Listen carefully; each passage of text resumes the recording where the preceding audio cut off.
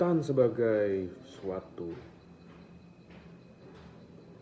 aspek sumber daya alam yang hidup berdampingan dengan kita manusia atau secara umum masyarakat. Hutan membawa naungan pada ekosistem yang hidup di dalamnya dan menyediakan aspek-aspek fundamental kehidupan bagi ekosistem dan komunitas yang hidup di sekitarnya. Salah satu yang kita kenal adalah udara, nafas kehidupan yang disediakan hutan kepada kita. Tentu saja hutan memegang peranan yang paling mendasar bagi kehidupan kita, bagi kehidupan masyarakat. Namun pada fakta di lapangan per tahun 2020, kita kehilangan lebih dari 11 juta hektar hutan. Oleh karena adanya alih fungsi menjadi infrastruktur pemukiman dan juga areal industrial. Mengapa hal ini bisa terjadi? Alih fungsi lahan menjadi khususnya infrastruktur pemukiman dan juga industrial terjadi karena adanya peningkatan kuantitas manusia di atas muka bumi.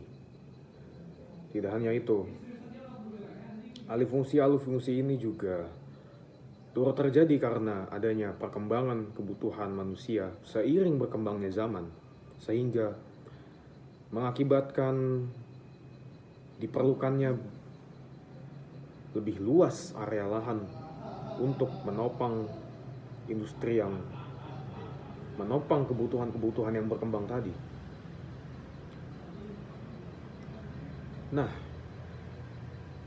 dengan demikian, apabila tidak ada upaya yang menanggulangi hal ini, apakah sumber daya hutan masih bisa tersedia untuk beberapa dekade ke depan? Tidak ada yang bisa menjamin. Nah, sebuah konsep diusulkan untuk membuat hutan lestari. Konsep konservasi diusulkan untuk menjunjung tinggi prinsip keberlanjutan agar hutan bisa lestari untuk generasi-generasi berikutnya. Tujuan dari penelitian ini yakni untuk mengevaluasi hasil wawancara dan memberikan pemahaman untuk memahami tantangan dan peluang dalam konservasi hutan dan juga mendukung pencapaian tujuan pembangunan berkelanjutan atau SDGs, khususnya tujuan ke-13 tentang aksi iklim dan tujuan ke-15 tentang ekosistem daratan. Adapun manfaat dari penelitian ini adalah untuk memahami bentuk partisipasi dan peran masyarakat dalam kegiatan konservasi hutan. Yang kedua, memberikan sumbangsi terhadap pengembangan ilmu pengetahuan khususnya dalam upaya pelestarian hutan. Dan yang ketiga, memberi masukan bagi para pengambil kebijakan dalam perencanaan pembangunan yang lebih cermat dalam mendukung konservasi hutan. Definisi konservasi hutan. Hutan merupakan salah satu sumber daya alam yang memiliki peran vital bagi keberlangsungan hidup di bumi. Hutan tidak hanya menjadi penyedia sumber daya seperti kayu, air, dan bahan pangan, tetapi juga berfungsi dalam menjaga keseimbangan ekosistem. Fungsinya meliputi mengatur siklus air, menyerap karbon dioksida, sebagai upaya mitigasi perubahan iklim, menjaga keanekaragaman hayati sebagai habitat berbagai spesies flora dan fauna, serta mencegah erosi tanah untuk menjaga kualitas lingkungan. Selain itu, hutan memberikan manfaat ekonomi dan sosial bagi masyarakat lokal dan global. Namun, kelestarian hutan kini menjadi berbagai ancaman serius akibat aktivitas manusia seperti deforestasi, alih fungsi lahan, menjadi perkebunan dan pertanian, eksploitasi sumber daya alam yang berlebihan, kebakaran hutan, serta praktik illegal logging yang merajalela. Akibat dari ancaman ini, degradasi lingkungan semakin memburuk. Dampak perubahan iklim kian meningkat dan keberlanjutan keanekaragaman hayati menjadi terancam. konservasi hutan menjadi langkah strategis dalam menghadapi permasalahan ini. Berdasarkan prinsip keberlanjutan, konservasi hutan bertujuan untuk menjaga kelestarian ekosistem hutan agar manfaatnya dapat diwariskan kepada generasi mendatang. Upaya ini juga selaras dengan tujuan pembangunan berkelanjutan atau SDG, Sustainable Development Goals, terutama tujuan ke-13 mengenai penanganan perubahan iklim dan tujuan ke-15 yaitu berfokus pada perlindungan ekosistem daratan. Konservasi hutan mencakup perlindungan kawasan hutan dari aktivitas merusak, pengawetan keanekaragaman hayati agar fungsi ekologisnya tetap terjaga, serta pemanfaatan sumber daya secara berkelanjutan tanpa merusak ekosistem. Keberhasilan konservasi ini memerlukan keterlibatan berbagai pihak, termasuk pemerintah, masyarakat lokal, organisasi lingkungan, dan sektor swasta. Berbagai upaya konkret dapat dilakukan, seperti reboisasi, penghijauan kembali lahan kritis, penegakan hukum terhadap perubahan iklim, perusahaan hutan, dan edukasi lingkungan. Dengan langkah-langkah ini, kelestarian hutan dapat terjaga dan berperan sebagai penopang kehidupan manusia serta ekosistem global. Saya akan menjelaskan metodologi yang kami gunakan dalam pengambilan dan pengolahan data dari proyek yang kami kerjakan. Pengambilan data yang kami gunakan itu berfokus pada partisipasi masyarakat dalam konservasi hutan. Jadi kami mengumpulkan data dengan cara mewawancarai masyarakat sekitar seputar hutan Manglayang bagi kehidupan mereka. Nah, observasi juga kami laksanakan untuk mengamati secara langsung aktivitas masyarakat. Pengolahan data yang kami laksanakan wawancara, kami memberikan pertanyaan kepada masyarakat sekitar dengan pertanyaan sebagai berikut. Yang pertama adalah, menurut Anda apakah hutan Manglayang sudah terawat dengan baik? Masyarakat dominan menjawab sudah, namun masih terdapat jawaban 20% jawaban yang menyatakan belum terawat secara baik. Lalu soal kedua itu, seberapa penting sih hutan Manglayang bagi kehidupan mereka? Nah, 100% menyatakan penting karena dominan masyarakat Manglayang itu bekerja sebagai petani di hutannya dan mencari rumput juga ada, bahkan yang mengerjakan seperti mencari kayu juga masih ada. Lalu soal ketiga, menurut Anda apa peran penting konservasi hutan Manglayang bagi ekosistem alam di Sumedang? Nah, 20% menjawab itu tempat tinggal flora fauna.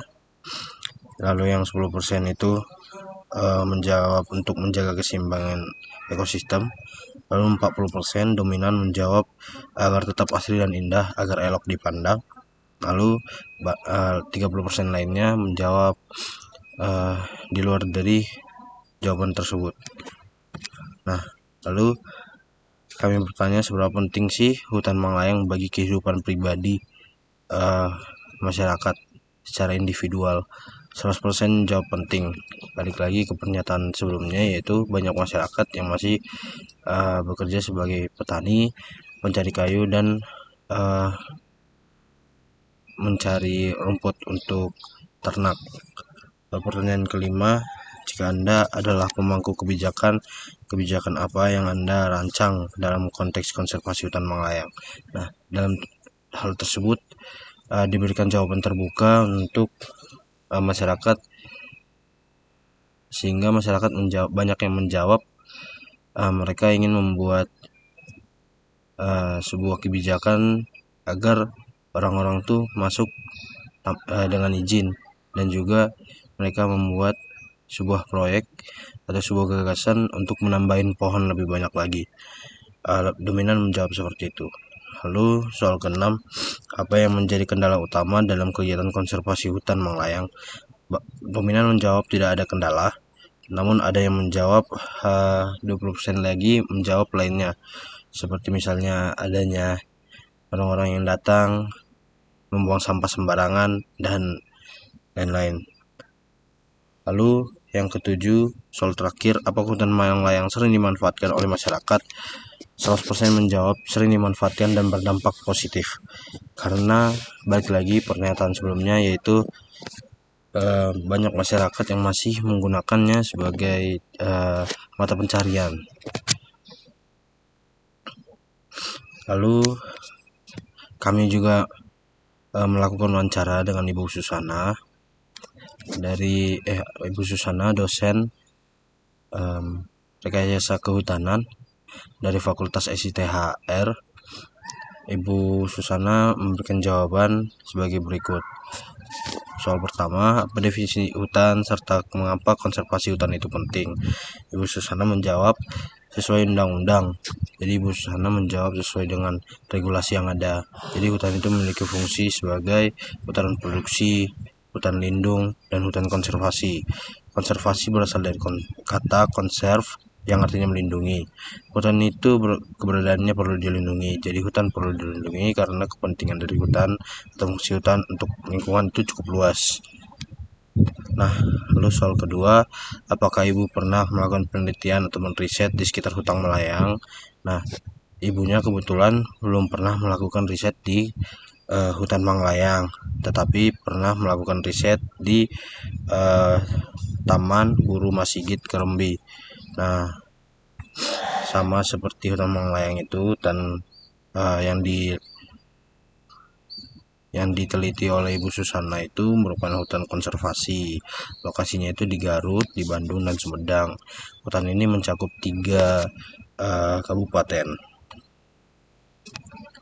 Lalu yang ketiga, selama Ibu melakukan riset dan penelitian tersebut, apakah Ibu memiliki tantangan utama dalam penelitian itu? Nah, tentunya tantangan banyak ya. Makanya ibunya memberikan suatu jawaban sebagai berikut. Materi atau topik penelitian bisa sangat beragam. Kebetulan penelitian ibunya arahnya ke dispersial punif spesies lokal di tanaman Guru Masigit Kerembi yang tergolong ke dalam hutan submontana. Yang kaitannya restorasi hutan, tantangannya tentu banyak.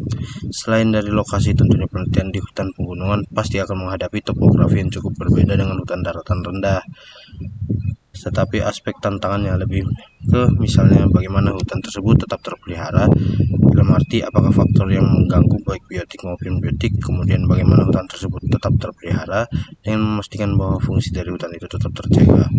Contohnya, hutan tersebut tidak selalu bisa kita tanami, tetapi ada regenerasi alami yang diperoleh dari buah di pohon yang ada di hutan tersebut. Bagaimana dia bisa tumbuh dan berkembang sehingga dia bisa berkontribusi terhadap pertumbuhan ekosistem hutan. Tantangannya, apakah sekarang benih tersebut bisa berpotensi sebagai natural regeneration atau tidak, faktornya banyak. Apakah ada gangguan dari manusia atau hewan dan hal-hal lainnya. Lalu soal keempat, apakah dalam penelitian Ibu mengajak masyarakat lokal dan bagaimana cara meningkatkan partisipasi mereka agar mau mengikuti penelitian tersebut? Nah, di sini Ibu Susana memberikan jawaban. Jadi masyarakat lokal itu berperan penting bagi penelitian, karena tentunya masyarakat lokal itu lebih banyak mengetahui tentang topografi dan wilayah dari si hutan tersebut dibandingkan kita yang sebagai pendatang. Jadi Ibu Susana memanfaatkan sumber daya lokal untuk mengetahui keadaan dari hutan tersebut. Dan Ibu Susana juga mengatakan bahwa dengan adanya hubungan yang harmonis dengan masyarakat tersebut, jadi masyarakat tentunya mau membantu kita dalam penelitian tersebut. Lalu soal kelima, menurut Ibu, kebijakan pemerintah saat ini tentang kehutanan apakah sudah cukup untuk melindungi dan melestarikan hutan, atau masih belum mencakup dari segala cakupan di kehutanan? Nah, Ibu Susana menjawab, dari aspek kebijakan beberapa undang-undang itu udah ada yang terkait tentang pemeliharaan dan perlindungan hutan, dan seharusnya sudah cukup efektif. Tapi permasalahannya berkembang seiring dengan zaman. Namun namanya undang-undang itu ada turunannya, kemudian akan didetailkan di kementerian-kementerian yang relevan. Ibu Susana mengira kalau konsisten menjalani undang-undang itu dampaknya akan baik. Namun bahwa permasalahan hutan itu sekarang semakin kompleks. Jadi undang-undang harus lebih difleksibelkan sesuai dengan zaman begitu. Lalu yang keenam, apa hubungan antara konservasi hutan dengan mitigasi perubahan iklim? Nah, Ibu menjawab, kita harus pahami fungsi dari hutan dan kaitannya dengan perubahan iklim. Hutan tempat di mana karbon diserap dan disimpan, yang selama ini menjadi topik yang hangat. Lalu karbon dioksida itu adalah salah satu unsur dari gas rumah kaca. Kenapa kita harus concern dengan gas rumah kaca, terutama gas karbon dioksida? Nah, karbon dioksida inilah yang dihasilkan manusia. Banyak dari karbon dioksida yang menjadi banyak dari gas-gas tersebut, gas-gas rumah kaca tersebut yang menyebabkan panas di bumi ini. Makanya dengan si hutan ini, ya, karbon monoksidanya akan berkurang dan diubah menjadi oksigen. Lalu ketujuh, pesan dari Ibu Susana untuk generasi muda. Nah, Ibu Susana berkata, menitipkan pesan bahwa kita generasi muda itu bukan hanya melakukan hal yang besar, namun kita bisa melakukan hal yang kecil yang nanti lama-lama itu menjadi besar dan itu akan sangat bermanfaat. Contohnya, kita menghemat penggunaan kertas. Nah, kertas itu kan terbuat dari pohon kan, bubur kayu. Bagaimana kita berkontribusi pada kelestarian alam itu, kelestarian hutan? Antara lain kita harus bijaksana menggunakan bahan-bahan yang dipakai. Bagaimana kita mengoptimalkan apa yang dihasilkan dari hutan supaya bermanfaat semuanya, tidak ada yang terbuang menjadi limbah. Berdasarkan hasil wawancara dengan warga lokal yang tinggal di sekitar hutan Manglayang, ditemukan beberapa poin penting terkait pemanfaatan hutan, kebutuhan masyarakat, dan tantangan konservasi yang ada. Nah, yang pertama ada hutan Manglayang sebagai mata pencarian. Warga lokal memanfaatkan hutan Manglayang sebagai sumber mata pencarian. Hal ini diwujudkan dalam beberapa hal, seperti pembukaan warung kecil, pemanfaatan rumput liar untuk pakan ternak, penggunaan sebagai lahan. Yang kedua ada kesadaran lingkungan. Meskipun ada pemanfaatan lahan, sebagian besar warga menyadari bahwa membuka kebun dalam skala besar dapat menimbulkan kerusakan lingkungan. Yang ketiga, harapan masyarakat terhadap pemerintah. Jika warga lokal memiliki kewenangan dalam pengelolaan hutan, mereka berharap kebijakan yang dibuat dapat lebih memperhatikan kondisi hutan Manglayang, termasuk pemberdayaan masyarakat melalui program konservasi yang melibatkan warga sekitar, pengembangan ekowisata secara berkelanjutan untuk memberikan manfaat ekonomi tanpa merusak lingkungan. Dan yang terakhir, ada pengelolaan hutan oleh perhutani. Hutan Manglayang saat ini dikelola oleh perhutani, namun beberapa warga merasa masih ada kebingungan terkait peran dan tanggung jawab perhutani dalam pengelolaan hutan. Kurangnya komunikasi dan keterlibatan aktif masyarakat seringkali menjadi hambatan dalam upaya konservasi. Hasil wawancara menunjukkan bahwa hutan Manglayang memiliki peran strategis bagi masyarakat sekitar, baik dari segi ekonomi maupun ekologis. Warga memanfaatkan sumber daya hutan sebagai bagian dari kehidupan sehari-hari, seperti membuka warung kecil di kawasan wisata, mengambil rumput untuk pakan ternak, dan menggunakan lahan seadanya sebagai kebun. Kesadaran masyarakat akan dampak negatif dari eksploitasi berlebihan membuat mereka memilih untuk memanfaatkan sumber daya alam secara bijak. Sikap ini menjadi modal sosial yang positif untuk mendukung upaya konservasi hutan di masa depan. Meskipun demikian, terdapat beberapa tantangan dalam pengelolaan hutan Manglayang. Salah satunya adalah kesenjangan komunikasi antara perhutani sebagai pengelola hutan dengan masyarakat sekitar. Kurangnya sosialisasi tentang program konservasi menyebabkan sebagian warga merasa bingung terkait peran dan tanggung jawab perhutani. Selain itu, kebijakan yang kurang melibatkan masyarakat dalam pengelolaan hutan menjadi hambatan tersendiri. Padahal Partisipasi aktif warga lokal memiliki potensi besar untuk membantu menjaga kelestarian hutan Manglayang. Harapan masyarakat terhadap pengelolaan hutan Manglayang mencakup perhatian yang lebih serius dari pemerintah dan pihak pengelola.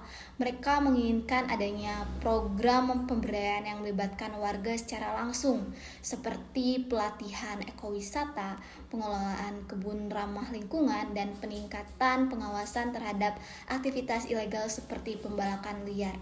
Kolaborasi yang lebih baik antara masyarakat, perhutani, pemerintah diharapkan mampu menjaga keseimbangan antara pemanfaatan sumber daya hutan dan upaya konservasi.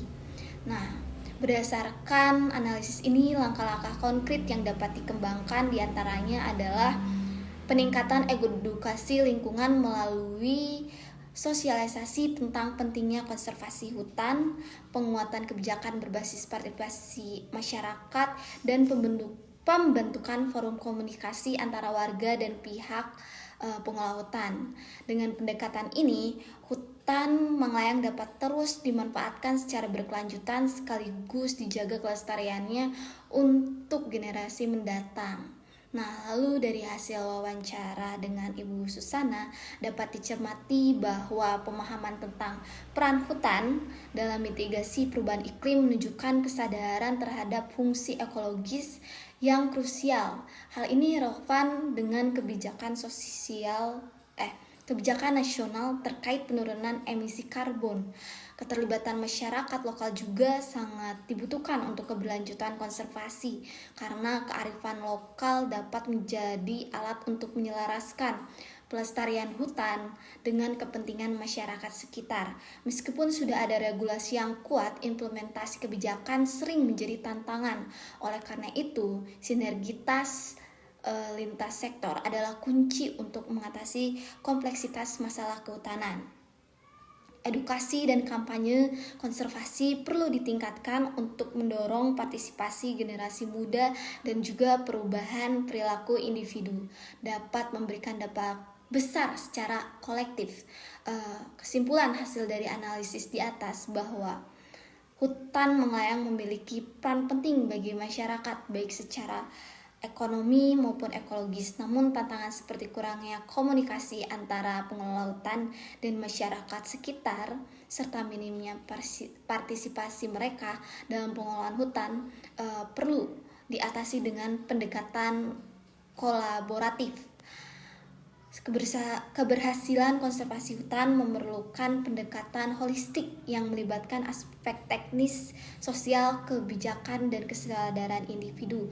Dengan meningkatkan edukasi lingkungan, memperkuat kebijakan berbasis partisipasi, dan membangun komunikasi yang baik antara masyarakat dengan pengelola,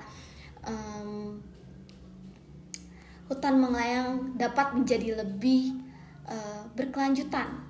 Kolaborasi lintas elemen masyarakat serta sinergi antara pemangku kepentingan menjadi faktor utama dalam menjaga keseimbangan antara pemanfaatan sumber daya hutan dan pelestariannya demi mendukung konservasi yang berkelanjutan untuk generasi mendatang.